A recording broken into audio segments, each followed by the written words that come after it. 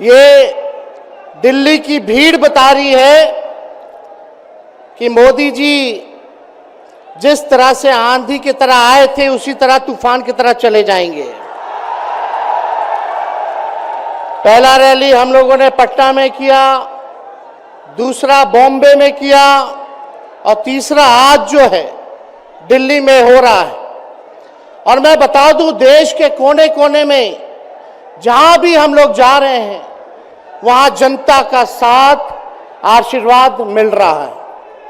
आज हम सब लोग एकजुट हुए हैं देश के लोकतंत्र, देश के संविधान, देश के भाईचारा को बचाने के लिए। जिस हिसाब से देश में बांटने का काम किया जा रहा है, भाई को भाई से लड़ाया जा रहा है, नफरत की राजनीति की जा रही है, उसलिए हम सब नेता आपकी लड़ाई के लिए हम सब लोग आए हैं और आपकी लड़ाई लड़ रहे हैं। और हम लोग सब लोग चाहते हैं कि इस लड़ाई में आपका साथ मिले, आपका आशीर्वाद मिले और आपका प्यार मिले। जो लोग नारा लगाते हैं अब की बार 400 पार, उनका मुंह है कुछ भी बोलेंगे, लेकिन एक बात तय है, जनता ही मालिक है, आप मालिक हैं और आपको तय करना है कि देश के शासन में कौन बैठने का काम करेगा। आज यहां दिल्ली की जनता से पूछना चाहते हैं, वो लोग नारा लगा रहे हैं, टारगेट फिक्स कर रहे हैं अब की बार 400 पार। ऐसा लग रहा है कि पहले से ही ईवीएम सेटिंग हो चुका है। ये लोग फिर भी आप लोगों से पूछना चाहते हैं कि आप लोग, ये लोग जो नारा लगा रहे हैं, क्या वो सच होगा या वो सत्ता से बेदखल करिएगा? हाथ उठा के बताइए, इनको सत्ता से बाहर करना है कि नहीं करना? आज हम सब लोग देख रहे हैं कि देश में अघोषित इमरजेंसी लागू हो चुकी है। देश में सत्ता में जो लोग बैठे हैं तानाशाह रवैया अपनाने का काम कर रहे हैं,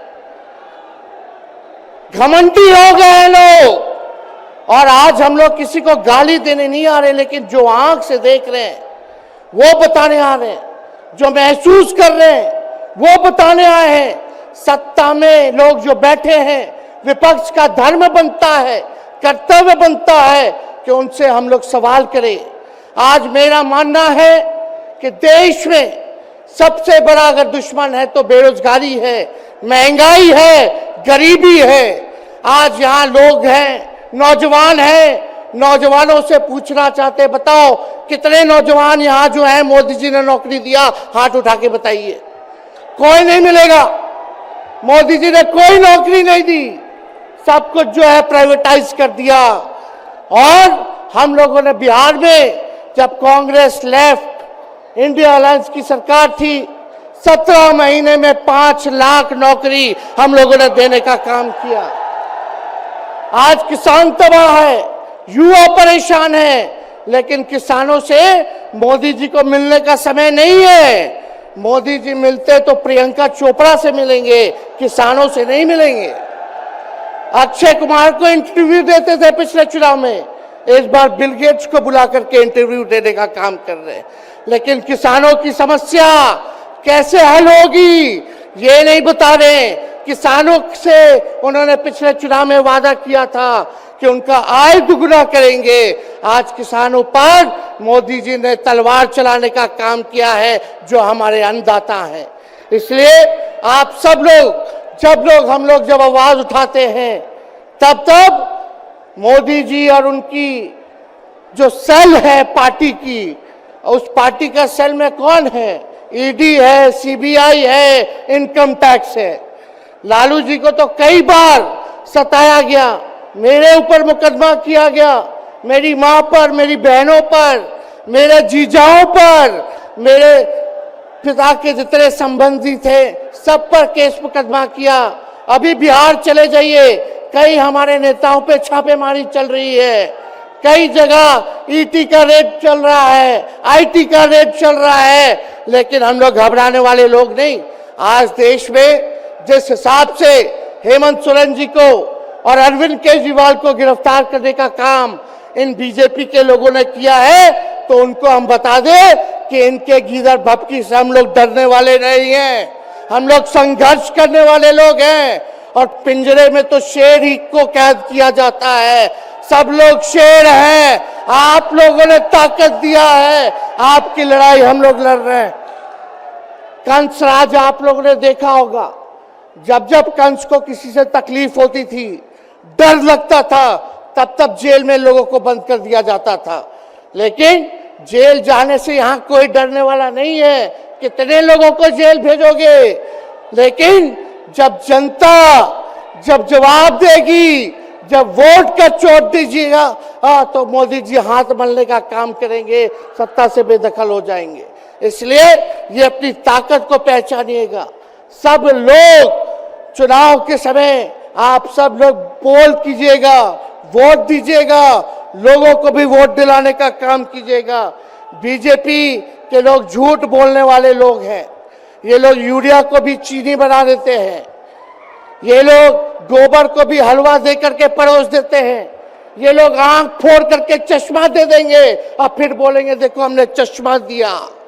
ये झूठी पार्टी है, इसलिए इन पे विश्वास मत कीजिएगा। मोदी जी कहते हैं कि उनका गारंटी मजबूत गारंटी है, गारंटी की बात करते हैं। हम बोलते हैं मोदी जी की गारंटी वैसे ही गारंटी है जैसे चाइनीज माल होता है। 2-4 बार इस्तेमाल करोगे और वो गारंटी जो है खत्म हो जाता है, टूट जाता है, खराब हो जाता है। तो जब तक चुनाव है तब तक ही मोदी जी की गारंटी है, बाकी कुछ नहीं। 2 करोड़ रोजगार का क्या हुआ? 15-15 लाख रुपए का क्या हुआ? ये जवाब नहीं देने वाले, लेकिन हमेशा जो है प्रोपेगेंडा चलाने का काम करते हैं और लोगों को भटकाने का काम करते हैं। इसलिए आप सब लोगों को सावधान रहना पड़ेगा। इनके झूठ पे आप लोग विश्वास मत कीजिएगा। और हम सब लोगों ने आज तस्वीर देखा। आज तस्वीर क्या देखा कि आज महामहिम राष्ट्रपति जी आडवाणी जी को भारत रत्न देकर के सम्मानित कर रही थी। मोदी जी आडवाणी जी के बगल में बैठे हुए हैं, राष्ट्रपति खड़ा होकर के सम्मानित कर रहे हैं, लेकिन मोदी जी खड़ा भी नहीं हुए राष्ट्रपति के सम्मान में, खड़ा भी नहीं हुए। इससे पहले भी हम लोगों ने तस्वीर देखी कि राष्ट्रपति पीछे पीछे चल रही है, मोदी जी आगे आगे चल रहे हैं। ये हम आप सब लोगों को बताना चाहते हैं कि इनका संविधान पे कोई विश्वास नहीं है। ये लोग नागपुरिया कानून को लागू करना चाहते हैं, आरएसएस के एजेंडे को लागू करना चाहते हैं। इसलिए ज्यादा कुछ ना कहते हुए एक आंकड़ा हम जरूर बताना चाहेंगे। देश में इंटरनेशनल लेबर ऑर्गेनाइजेशन ने सर्वे किया है, उसमें आंकड़े हैं कि आज देश में बेरोजगारों में से 83% युवा है। पढ़े लिखे युवाओं में बेरोजगारी लगभग 65% है। ग्रामीण क्षेत्रों में सिर्फ 17.5% युवाओं के पास ही काम है। यानी भारत की आत्मा गांव में 82% युवा आज बेरोजगार हैं और मोदी जी इसके बारे में कोई काम नहीं किया। आप एक बार विश्वास कीजिएगा, अगर इंडिया सरकार की अलायंस की सरकार बनती है तो नौजवानों को हम लोग नौकरी देने का काम करेंगे, बेरोजगारी को दूर करेंगे।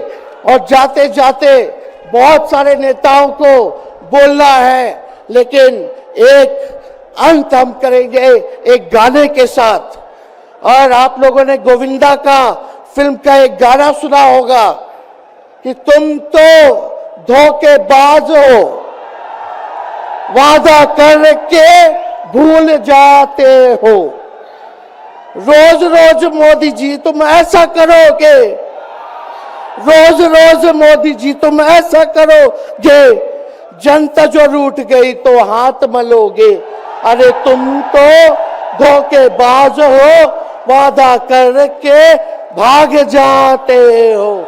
तो आप सब लोगों को बहुत बहुत धन्यवाद। आप सब लोगों का आशीर्वाद मिले और हम सभी लोगों जो है आज मिसेस केजरीवाल और हमारी बहन कल्पना जी के साथ हम लोग जो है मजबूती के साथ खड़े हैं और इस लड़ाई को लड़ेंगे और जीतेंगे। बहुत बहुत धन्यवाद। जय हिंद। बहुत बहुत धन्यवाद।